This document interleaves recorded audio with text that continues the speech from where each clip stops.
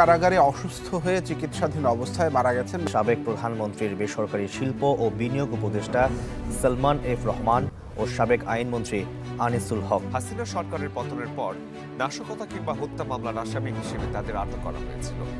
শেখ হাসিনার পতনের পর হত্যা এবং নাশকতা মামলায় কারাগারে আটক থাকা অবস্থায় আওয়ামী লীগের শীর্ষ 4 নেতা মারা গেছেন। কারাগার কর্তৃপক্ষ জানিয়েছে হৃদরোগ কিংবা অন্যান্য রোগের কারণে তারা মারা গেছেন। এবার জুলাই আন্দোলনে শিক্ষার্থী হত্যার মাস্টারমাইন্ড আওয়ামী লীগের সাবেক আইনমন্ত্রী আনিসুল হক ও স্বৈরাচার হাসিনার সাবেক বেসরকারি শিল্প ও বিনিয়োগ উপদেষ্টা সালমান এফ রহমানকে হত্যা মামলা থেকে অব্যাহতির চেষ্টা করার অভিযোগ পাওয়া গেছে।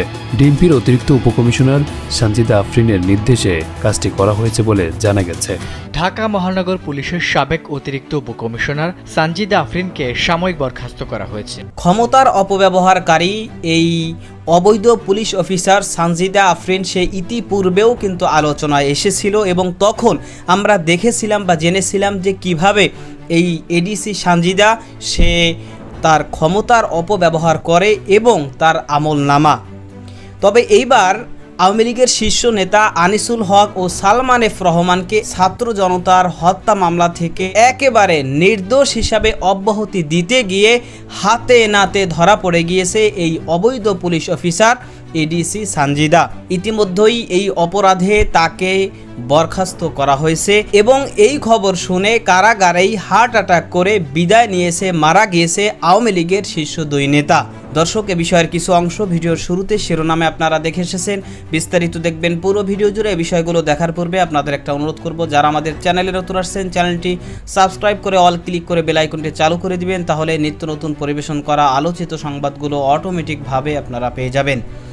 দর্শক, চলুন আমরা দেখব যে কারাগারে হার্ট অ্যাটাক করে যে বিদায় নিয়েছে, মারা গিয়েছে আওয়ামী লীগের শীর্ষ নেতারা, সেটা আমরা দেখার পূর্বে প্রথমে আমরা একটু দেখব যে এই ক্ষমতার অপব্যবহারকারী সানজিদা আফরিন সে যে সালমান এফ রহমান এবং আনিসুল হককে অব্যাহতি দিতে গিয়ে সে কি করেছে এবং সে যে বরখাস্ত হয়েছে ইতিমধ্যেই, এটা আমরা কিছু অংশ দেখে এরপর ওই বিষয়টা দেখব। ধৈর্য ধরে একটা লাইক দিয়ে ভিডিওটি দেখতে থাকুন এবং আপনার মতামত কমেন্টে লিখতে থাকুন।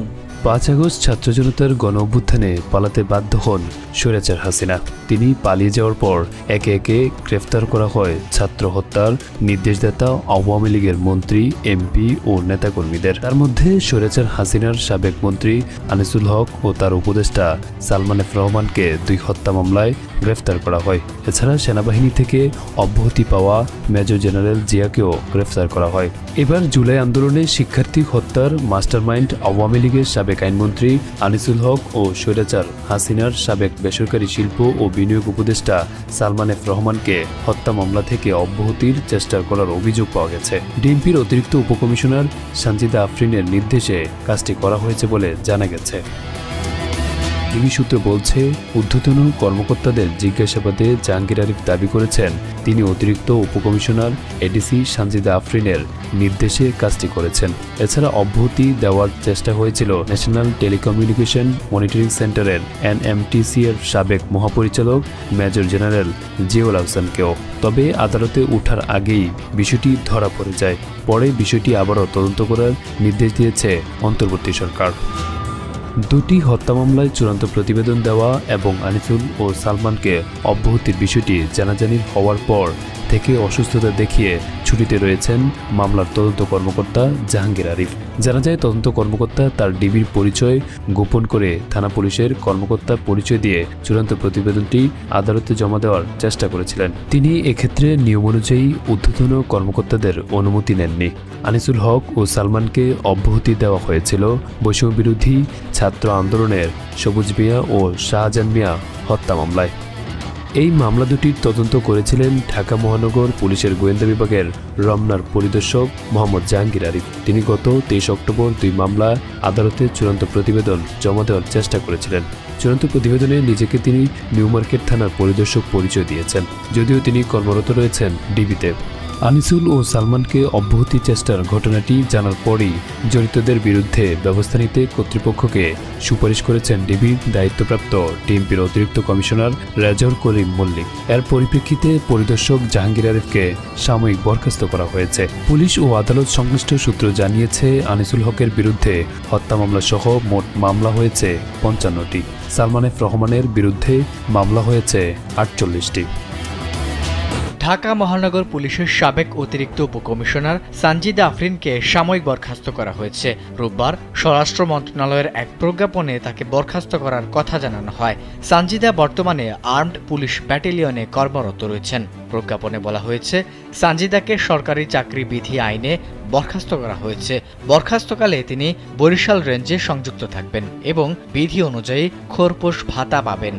জুলাই আগস্টের ছাত্র জনতার অভ্যুত্থানে হত্যার 2টি মামলায় সাবেক আইনমন্ত্রী আনিসুল হক, ক্ষমতাচ্যুত প্রধানমন্ত্রী শেখ হাসিনার সাবেক বেসরকারি শিল্প ও বিনিয়োগ উপদেষ্টা সালমান এফ রহমান এবং ন্যাশনাল টেলিকমিউনিকেশন মনিটরিং সেন্টারের সাবেক মহাপরিচালক মেজর জেনারেল অবসরপ্রাপ্ত জিয়াউল আহসানকে অব্যাহতি দিয়ে চূড়ান্ত প্রতিবেদন তৈরি করেছিলেন গোয়েন্দা পুলিশের পরিদর্শক জাহাঙ্গীর আরিফ। কিন্তু আদালতে তিনি ওই প্রতিবেদন জমা দেওয়ার আগেই বিষয়টি জানাজানি হয়। পরিদর্শক জাহাঙ্গীর আরিফকে ইতিমধ্যে চাকরি থেকে সাময়িক বরখাস্ত করা হয়েছে। ডিবি সূত্র বলছে, ঊর্ধ্বতন কর্মকর্তাদের জিজ্ঞাসাবাদে জাহাঙ্গীর আরিফ দাবি করেছেন তিনি অতিরিক্ত উপকমিশনার সানজিদা আফরিনের নির্দেশে কাজটি করেছেন। তবে এই অভিযোগ অস্বীকার করে গণমাধ্যমকে সানজিদা বলেছেন, এ ধরনের কোনো নির্দেশনা তার পক্ষ থেকে দেওয়া হয়নি। শেখ হাসিনার পতনের পর হত্যা এবং নাশকতা মামলায় কারাগারে আটক থাকা অবস্থায় আওয়ামী লীগের শীর্ষ 4 নেতা মারা গেছেন। কারাগার কর্তৃপক্ষ জানিয়েছে, হৃদরোগ কিংবা অন্যান্য রোগের কারণে তারা মারা গেছেন। তবে এদের মধ্যে নিহত একজনের সন্তান জানিয়েছেন, তার বাবা কখনোই হৃদরোগে আক্রান্ত ছিলেন না। কারাগারে যখন সাক্ষাৎ করতে গিয়েছিলেন তখনও তিনি সুস্থ ছিলেন। আটক থাকা অবস্থায় মারা যাওয়া আরো 2 জনের পরিবারের সদস্যদের সঙ্গে যোগাযোগ করা হয়, তবে তারা এ বিষয়ে মন্তব্য করতে রাজি হননি। কিন্তু আওয়ামী লীগ বলছে এগুলো পরিকল্পিত হত্যাকাণ্ড। যদিও কারা কর্তৃপক্ষ জানিয়েছে, আওয়ামী লীগের এসব নেতা আগে থেকেই বিভিন্ন রোগে ভুগছিলেন। হৃদরোগে আক্রান্ত হয়ে চিকিৎসাধীন অবস্থায় তাদের স্বাভাবিক মৃত্যু হয়েছে। বগুড়ায় 11 নভেম্বর থেকে গত 1 মাসে কারাগারে আটক থাকা অবস্থায় আওয়ামী লীগের 4 নেতার মৃত্যু হয়। তবে আইন ও সালিশ কেন্দ্রের চেয়ারম্যান জেড.আই. খান পান্না বলেন, কারাগারে হোক আর পুলিশ হেফাজতে হোক, এ ধরনের মৃত্যুর দায় রাষ্ট্রকেই নিতে হবে। মানবাধিকার সংস্থাটির তথ্য অনুযায়ী চলতি বছরের জানুয়ারি থেকে নভেম্বর পর্যন্ত কারাগারে হেফাজতে মৃত্যু হয়েছে 62 জনের। এদের মধ্যে বিচারাধীন বন্দী ছিলেন 39 জন আর দণ্ডপ্রাপ্ত ছিলেন 23 জন। গত 5 আগস্ট ছাত্র জনতার গণ অভ্যুত্থানের মুখে শেখ হাসিনার সরকারের পতন ঘটে। এরপর থেকে ঢাকা সহ সারা দেশে বিদায়ী সরকারের সঙ্গে সম্পৃক্ত কিংবা আওয়ামী লীগের নেতা ছিলেন এমন বহু মানুষকে আটক করেছে আইন শৃঙ্খলা বাহিনী। আওয়ামী লীগের কেন্দ্রীয় কমিটির সদস্য থেকে শুরু করে জেলা, উপজেলা, ইউনিয়ন ও ওয়ার্ড পর্যায়ের বহু নেতা, কর্মী ও সমর্থককে নাশকতা কিংবা হত্যা মামলায় আসামি করা হয়েছে, যাদের অনেককেই এরই মধ্যে গ্রেপ্তার করা হয়েছে। নভেম্বরের 2য় সপ্তাহ পর্যন্ত ভারতে অবস্থানরত দলটির সভানেত্রী শেখ হাসিনার বিরুদ্ধে মামলা হয়েছে 250টিরও বেশি। বেশিরভাগ ক্ষেত্রে এসব মামলায় জুলাই ও আগস্টের আন্দোলনের সময় গুলি করে হত্যা ও হত্যা চেষ্টার অভিযোগ আনা হয়েছে। এই সানজিদা আফরিন এডিসি ইতিপূর্বেও যখন আর কি আলোচনায় এসেছিল, তখন সে কিভাবে মূলত তার ক্ষমতার অপব্যবহার করে সেটা কিন্তু এবং তার পাশাপাশি তার আমলনামা আমাদের সামনে চলে আসছিল। তবে এইবার এই সালমান এফ রহমান এবং আনিসুল হক, আওয়ামী লীগের শীর্ষ এই 2 নেতা এবং জিয়াউল আহসান সহ এই 3 জনকে যে অব্যাহতি দেওয়ার জন্য যে অবৈধভাবে সে চেষ্টা করেছে এবং সে অনেকটা কিন্তু এগিয়েও গিয়েছিল, সে তদন্ত প্রতিবেদন রেডিও করে ফেলেছে, যেখানে একেবারে আনিসুল হক, সালমান এফ রহমান, জিয়াউল আহসান তারা একেবারে নির্দোষ।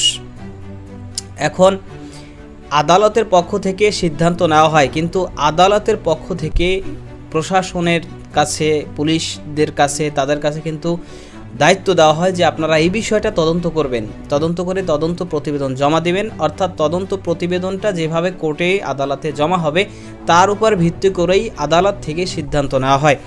এখন যদি এই সালমান এফ রহমান, আনিসুল হক, জিয়াউল আহসান তাদের ব্যাপারে এই এডিসি সানজিদা সহ আরও যত এরকম ক্ষমতার অপব্যবহারকারী, দুর্নীতিবাজ বা অবৈধ পুলিশ অফিসার রয়েছে, তারা যদি এখন তাদেরকে নির্দোষ হিসাবে প্রতিবেদন জমা দেয়, তাহলে আদালত সেইখানে কিন্তু ন্যায্যতার ভিত্তিতে অবশ্যই তাদেরকে অব্যাহতি দিতে বাধ্য।